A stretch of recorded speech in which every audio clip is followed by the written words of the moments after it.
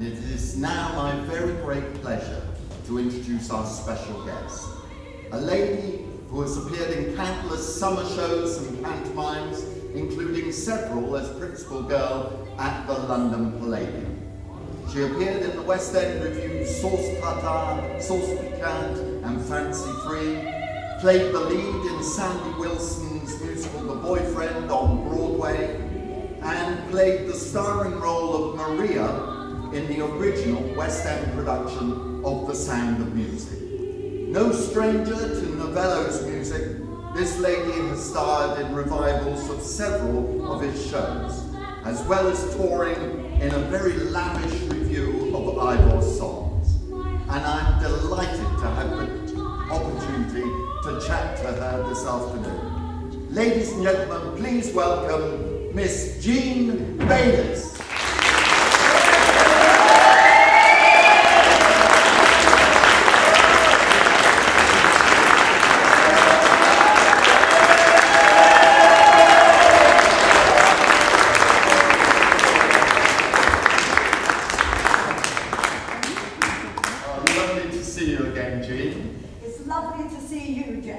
And I can tell from the applause and cheers that you've got a few fans out in the audience tonight. Yes. Now, we're obviously going to talk about your Novello connections in a little while, but before that, I'm sure everyone would like to hear more about your long show business career. Now, I know you were born and brought up in an area of London where I live nearby now, and that's Tottenham. Well, I was born in the East End, right. But we elevated to Tottenham. Oh, right. I think we were bombed out of the East End. And were there any show business connections? None whatsoever. Nothing.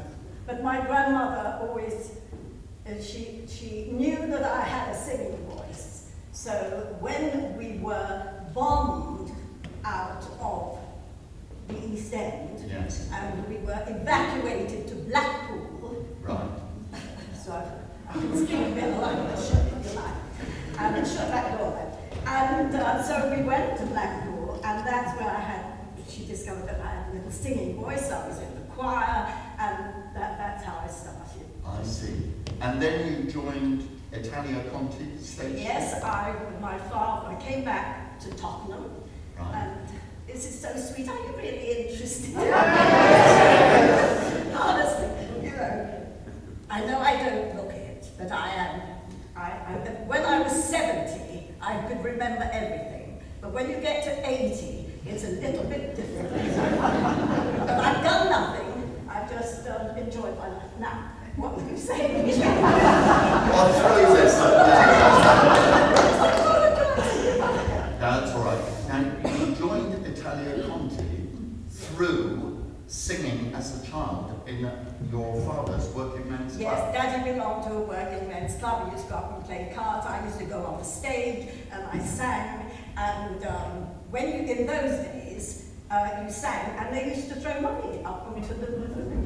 And a wonderful pianist there, he said, Jean, you should go to a stage school. You belong on the stage. So off I went for an audition to the Italia Conti stage school, which was the most wonderful thing that could possibly happen to a Cockney girl. In those days, you had to speak properly, because nowadays every accent is accepted. That's right. But it wasn't in my day. This is watered down.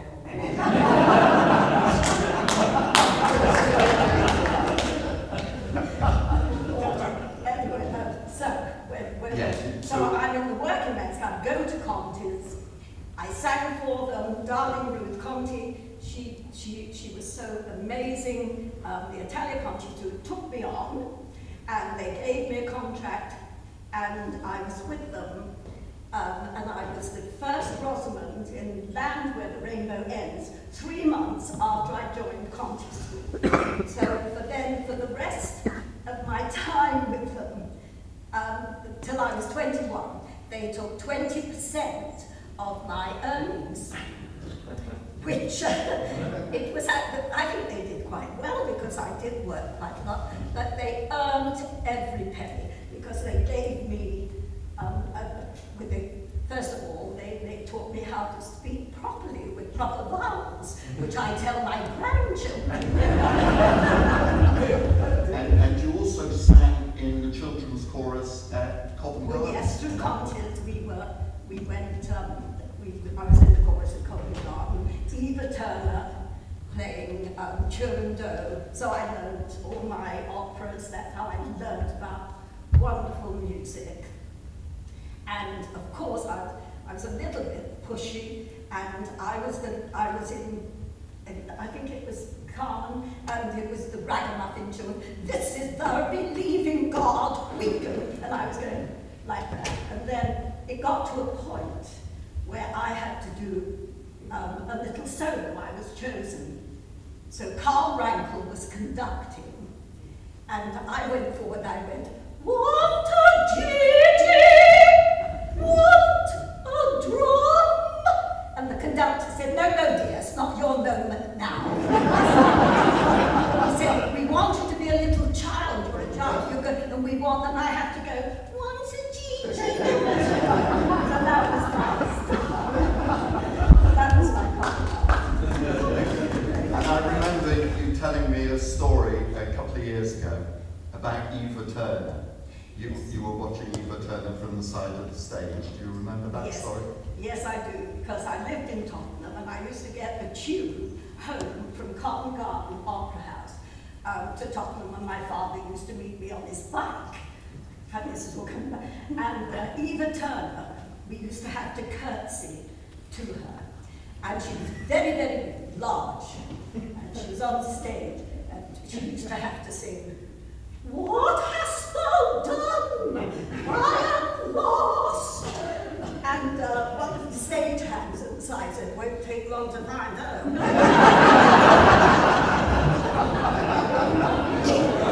Now I used to watch her every night at the side of the stage and then get the tube home. And then afterwards, you appeared not just in any review, but West End reviews, like Sauce Tartare and Sauce Piquante. Yes. And in Sauce Tartare, you made a very great friend of a lady who was soon to become a big star of the silver screen. Audrey Hepburn. Yes. Well, we were together in Sauce Tartare for 2 years. So we got £20 a week. And my father was earning about £2, 2 and 6, I think. So I was doing quite well. And Audrey lived in South Audley Street.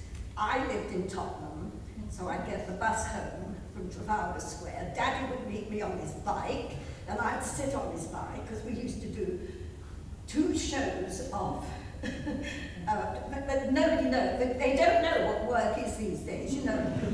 Honestly, you do. I do. That's my son, he does. No, it's okay. It's okay then. And so, where were we? Yeah. When you were in Sauce Tartare, you were doing 2 shows. So I'm doing 2 shows, a Christmas party, evening shows, twice nightly with Sauce Tartare. And then cabaret, Ciro's cabaret. Yes. And so then that's why I was on this bus taking me back to Tottenham at 2 o'clock in the morning with my wonderful father who picked me up on the bike. And Audrey lived in South Audley Street, but she was a divine person, but I think she was sort of protected because she had been brought over with her mother, Baroness. Right. And so I think she was protected a little bit by the government. This is little stories that people are not quite sure of. And she said, she went out and got 2 coats, 10 quid each, from Aquascutum in those days. And I bought a little plastic bag. And I will remember this because she said, never plastic, Jean, never, always leather. It was always leather for wood, so I learned that. But she was wonderful, she charming, talented. Marcel Yvon was in love with her and I was in love with him. And he said, Jean, I love you as a sister. Audrey, I love as a woman. As you know, I was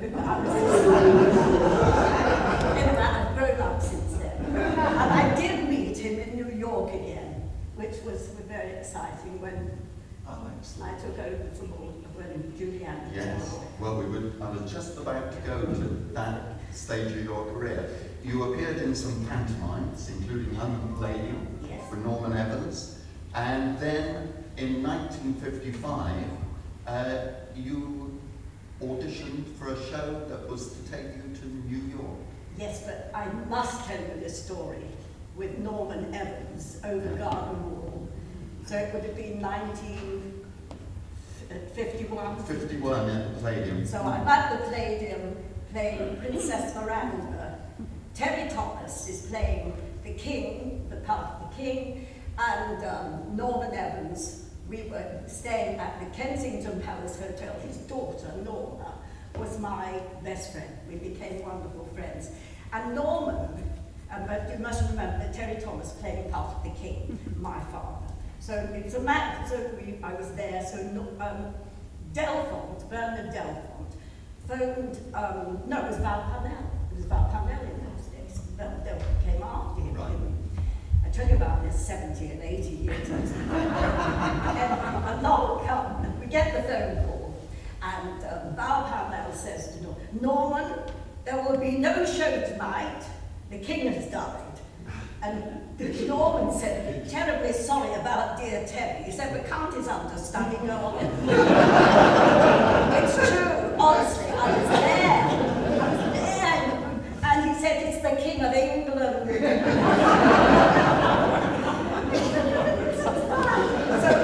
So there were no shows. Every theatre was dark in the West End. So in 55, yes, you then auditioned for a show that was to take you to New York. Yes, yes. Well, it's just the same. For any big part, you always have to audition, no matter who you. And I got through, and there was a telegram said, keep Bayless hot, so that gave me encouragement. And they flew me to New York. So it was this, that was Sound of Music. We were talking about the boyfriend. Yes, yeah. Yes, boyfriend. Yeah. Told you, see. Yeah. And you replaced I replaced Julie Andrews on Broadway. Yes, yes. And you stayed on Broadway for 3 months? Yes, I lived with Julie, Millie Martin, and another lovely... Dilys Lane, I think. Thank you. Dilys Lane. Thank you, Dilys. Yep. And so I lived there for 3 months, whilst Julie was rehearsing for My Fair Lady. So so they had a little dog.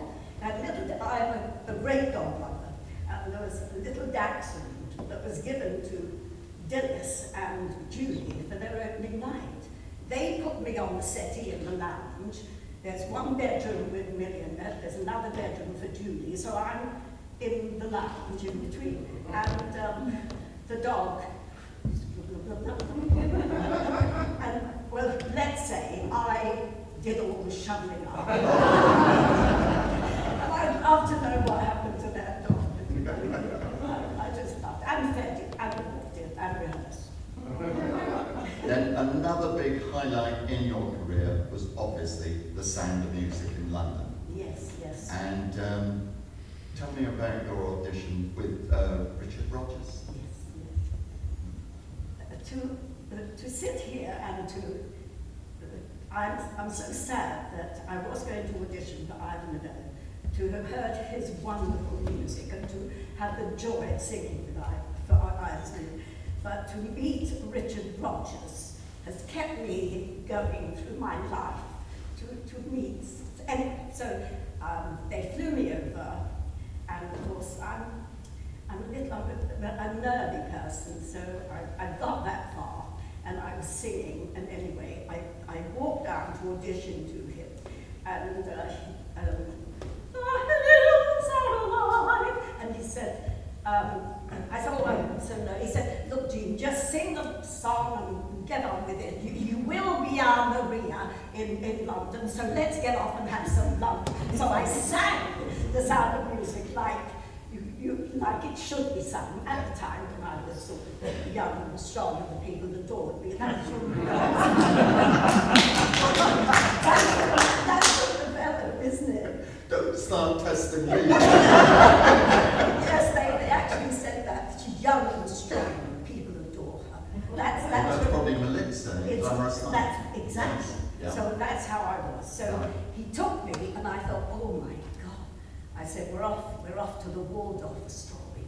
And he took me to a hamburger joint outside on Broadway. I mean, I've never had a hamburger since the day. And I got the part and that was it. It was absolute, and Julie was playing in Camelot at the time. Oh, right. So I went to see her and I said, I'm going to play Maria in Sound of Music in London. And Richard Burton came in. So he said, Julie said, Jean's going to play Maria in the Sound of Music. He said, I'm sorry about this, but he said, Jean's pretty enough to play anything. Well, of course I was young. Anyway, they were off to a party. They're off to a party. Right. I'm sitting there, alone, in Julie's dressing room. I wasn't invited. No! Was not invited. Now, you met quite a few celebrities during your time in the Sound of Music, but one person came round backstage and was sent away by a lady who... Yes. Tragic, but it ended up marvellously. After the show, I always take my face off, and I've got one foot up in the basin of washing room, and there's a knock at the door, and my darling dresser, wish I could remember her wonderful name, I'll say Grace, and she said, I've told the gentleman to come back. And I said, who was it? She said, it looked a bit like Noel Coward to me. I went, you've turned Noel Coward at my door. How could you do that? And the most wonderful thing, my husband, the most handsome, beautiful man, his aunt from Birmingham was sitting on the settee, and then he came back, stayed for about an hour, chatting, drinking, and he came in the door, and he said, the old Jack Tar. I said, no, you're mixing me up. And there was another Jeannie Carson. That's it, yes. So he said, well, you should have worked for me because you were one, and it was so lovely. So that was a fantastic memory. And Constance Shacklock played your mother Alice. Yes. And you were very fond of each other. Yes, in fact, I loved her, say I loved her. So that would be where she was sitting before she started the climb every mountain. And I put my head down, and she pressed her hand, and she used to go, dear God, help me. God.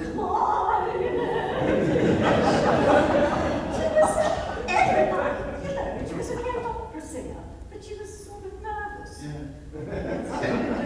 Jean also told me a couple of years ago that another lady who played one of the kind of major nuns, Sylvia Beamish, was sacked because she used to go into the pub next door in a nun's habit.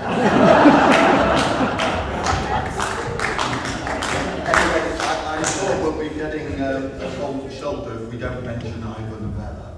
And I know that you auditioned, or you were going to audition for Ivor Novello the week he died. Yes, I was in Source Patar, Source Picot with Audrey, and I wanted to be Vanessa Lee. That's who I would have loved to be. But I think of singing Novello's music, Ivor, to stand on the stage and sing his music, it's such a pity that we don't hear it now, because it's the stories and the joyous, and it's such joy to people, but it's gone. We're not going to. They're not going to do it. No, sadly, it has all but disappeared. Now, you appeared in many of his shows, in revivals of his shows. Yes. But the first time I saw you, Jean, was at the Bristol Hippodrome in a Tom Arnold production, which was a very lavish review called The World and Music of Ivor Novello. And it was an absolutely super review because they did extracts from all the major musicals, scenes from the musicals, dialogue scenes and the music, but they also included lots of his early material, the review material. Yes. And it starred, along with your good self, a gentleman called John Hanson. Darling John, yes, yes, yes. He would tour England and know each city that we would take money. He was the one.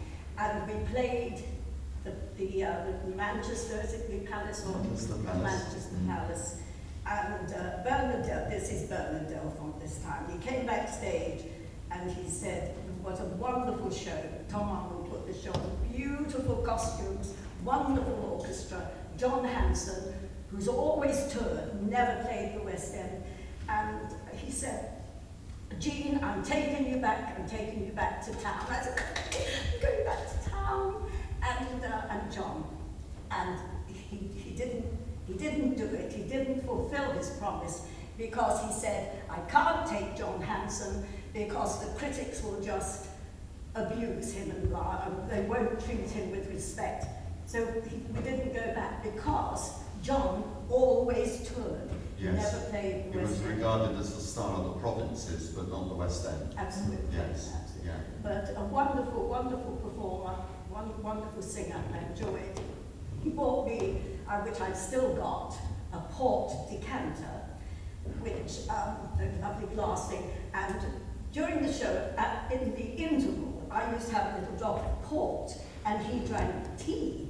Well, he forgot his lines one night, and I said, so much for your tea.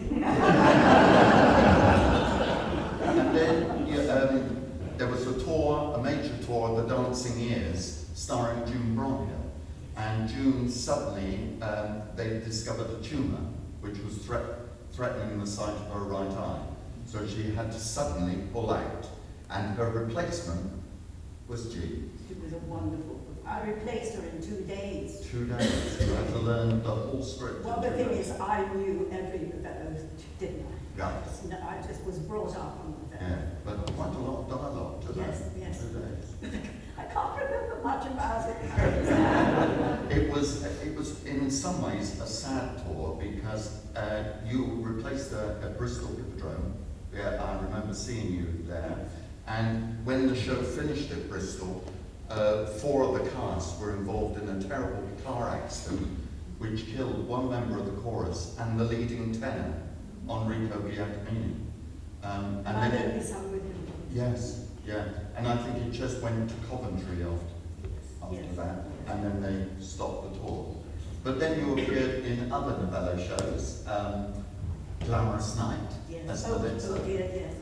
Yes. Dare I tell that story? Have we got Well, Yes. just change one of the words. Glamorous Nights, the leading lady is an opera singer. She comes on, she sings, deep in my heart, when the show, Yeah. and Joe Davis, wonderful director, in the stalls. And I'm supposed to get shot, the gun goes, you see, and it didn't go off, so she said, start again, we all go back.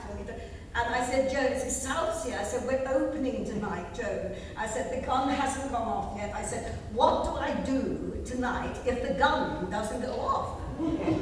And she said, don't worry, dear, don't worry. You'll hear a gun, it'll be me shooting me in the side.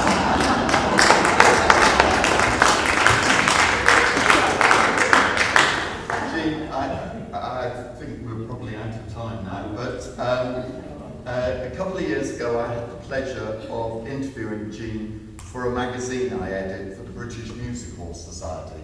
And when I sent her the finished article, Jean said that her family only know her as Nanny Jean. And she said, I just left your magazine surreptitiously on my coffee table, open at my article. And she said, so that they can see that Nanny Jean had some sort of career. Well, I know it's only been a brief interview, but I think you can tell that Jean has had some kind of career. So thank you.